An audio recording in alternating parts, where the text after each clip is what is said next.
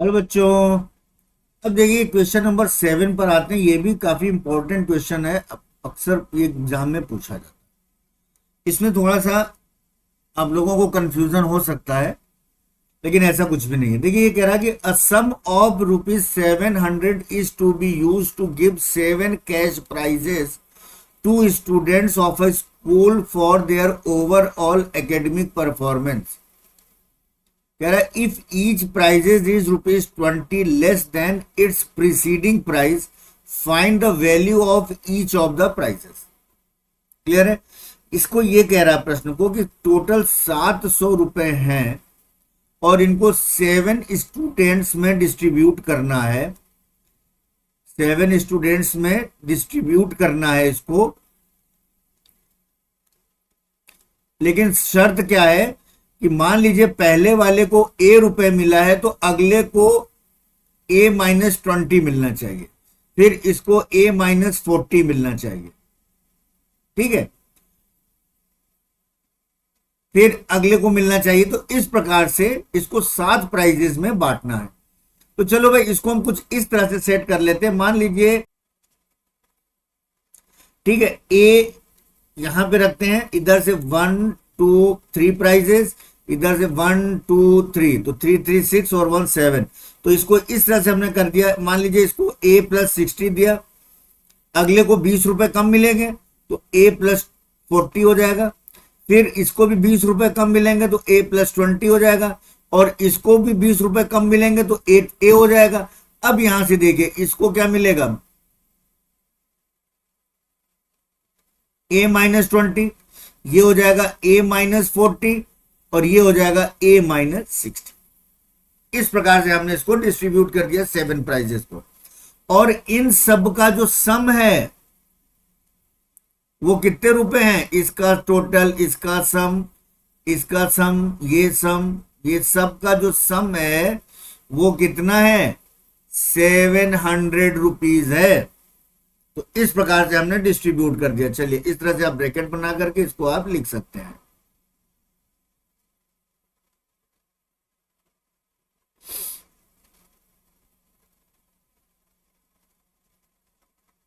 ये हो गया। इस प्रकार से एपी आप बना लीजिए। एपी का एक सीक्वेंस बना लिया। अब इसको अगर आप टोटल करेंगे तो आप इधर देखेंगे, इसको इस प्रकार से टोटल कर दीजिए तो A+60 plus A+40 plus A+20 plus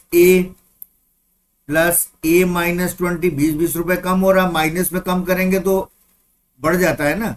अब A-20 में -20 करेंगे तो A-40 हो जाएगा, अब प्लस A-60। अब इधर से देखिए, ये +60 है, ये -60 कट गया,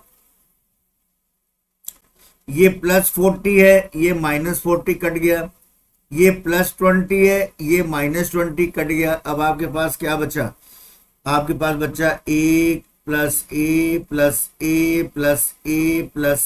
7 होना चाहिए, 1 2 3 4 5, ये A और ये A, ये बचा, और ये किसके बराबर है, 700 के। तो ये टोटल सम कर देंगे तो हो जाएगा 7A = 700, A =